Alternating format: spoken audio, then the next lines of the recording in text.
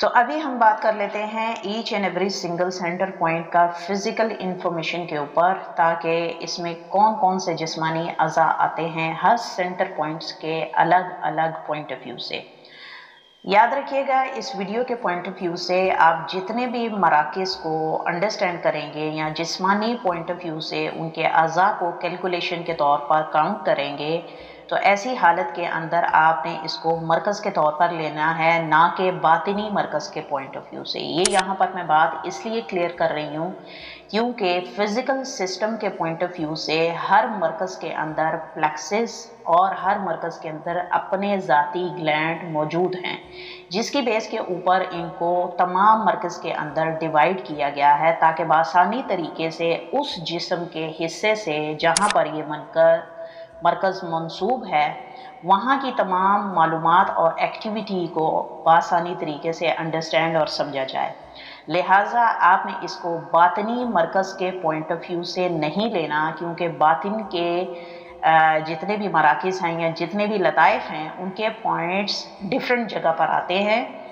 उसकी रीज़न आपको फ्यूचर में वीडियो के अंदर बताऊंगी, लेकिन ये फ़िज़िकल इंफॉर्मेशन के तौर पर ये वीडियो बनाई जा रही है और इस इंफॉर्मेशन की बेस के ऊपर जितने हमारे वजूद के अंदर ग्लैंड्स प्लेक्सिस जिन जिन पॉइंट्स पर मौजूद हैं उनके पेश नज़र इन पॉइंट्स को हम डिस्कस कर रहे हैं।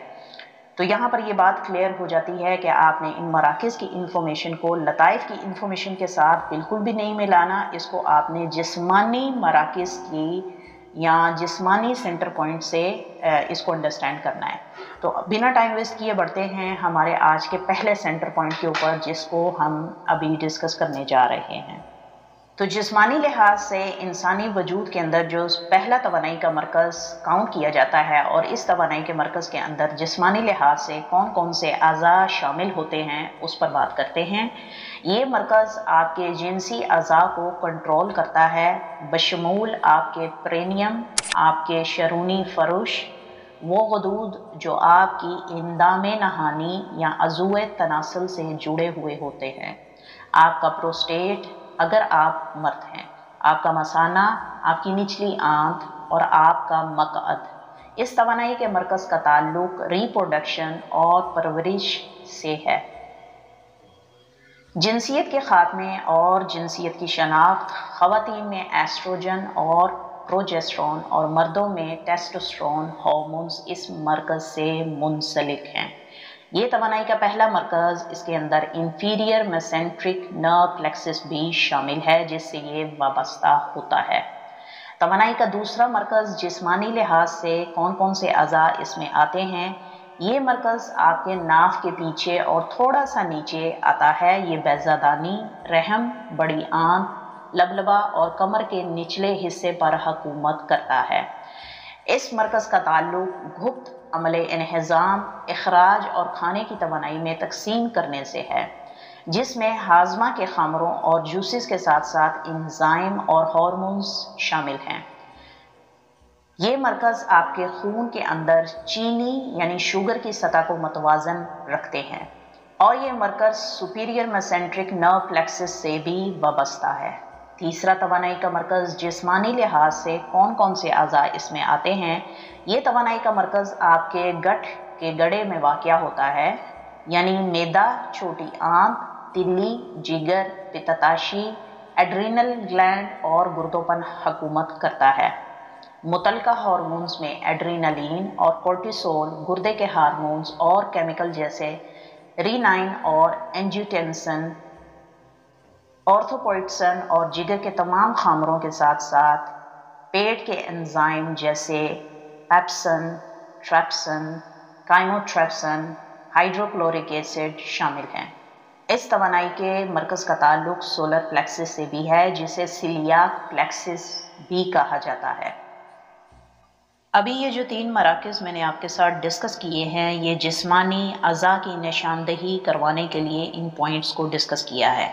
सेम इन्हीं तीनों पॉइंट्स की डिफरेंट खसूसियात को, यानी इंसान मुआशरती तौर पर किस किस्म के बिहेवियर या अपने फीलिंग्स के अंदर किस किस्म के बिहेवियर को महसूस करता है, अभी हम उसके ऊपर बात कर लेते हैं। اس پہلے مرکز میں تخلیقی توانائی کی ایک زبردست مقدار موجود ہوتی ہے۔ زندگی بنانے اور بچہ پیدا کرنے کے لیے آپ کتنی توانائی کا استعمال کرتے ہیں، اس بارے میں ذرا غور کیجیے گا۔ جب یہ مرکز متوازن ہوتا ہے یا بیلنس ہوتا ہے تو آپ اپنی تخلیقی توانائی آسانی سے یوز کر پاتے ہیں اور آپ اپنی جنسی شناخت میں بھی ہمت دکھاتے ہیں۔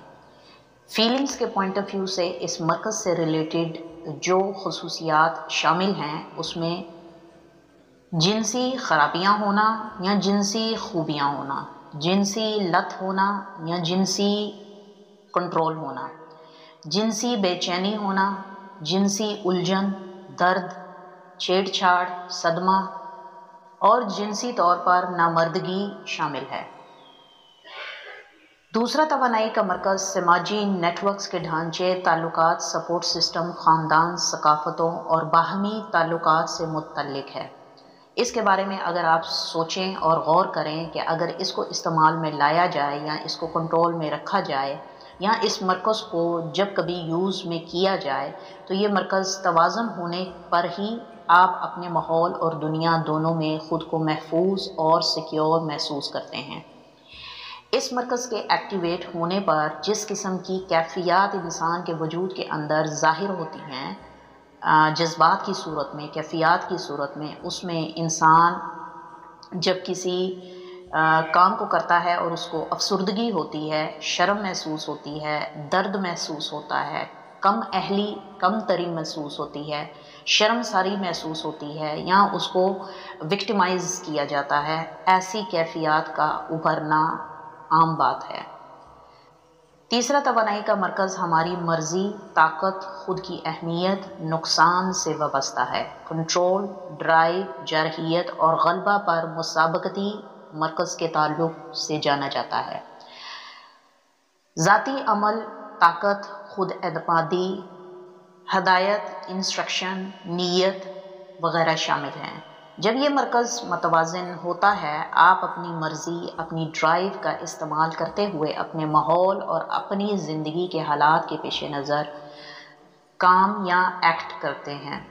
دوسرے مراکز کے برعکس یہ مرکز تب فعال یعنی ایکٹیو ہوتا ہے جب آپ محسوس کرتے ہیں کہ آپ کا ماحول یعنی آپ کی خود اعتمادی، آپ کی ڈرائیو، آپ کا کنٹرول، آپ کی غلبہ سازی اور آپ کی طاقت محفوظ نہیں ہے۔ ایسی حالت کے اندر نارملی طور پر یہ والا پوائنٹ ایکٹیو ہوتا ہے، جو آپ کو غیر متوقع طور سے اس لیے احساس دلاتا ہے کہ آپ کو اپنے اس عمل کی یا اس خوبی کی حفاظت کرنی چاہیے۔ فیلنگز کے پوائنٹ آف ویو سے جب یہ ایکٹیو ہوتا ہے تو آپ کے اندر مقابلہ سازی کا جذبہ بڑھاتا ہے یا کم کرتا ہے، آپ کے اختیار کو بڑھاتا ہے یا آپ کے اختیار کو بہترین جگہ پر لگانے میں مدد دیتا ہے، آپ کی بے صبری کو بڑھاتا ہے یا آپ کو صبر کی توفیق دیتا ہے۔ آپ کی اپنی ذاتی خوبیوں کے پیش نظر آپ کو اپریشیٹ کرنا اور آپ کو اس عمل کو انجام دینے کے لیے یا اس فیلنگ کے احساس کو برقرار رکھنے کے لیے آپ کو اس یقین دہانی کی طرف لے کے جاتا ہے جہاں پر آپ سمجھتے ہیں کہ آپ کچھ ہیں اور آپ بہت بہتر ہیں اور آپ بہت اچھا کر رہے ہیں۔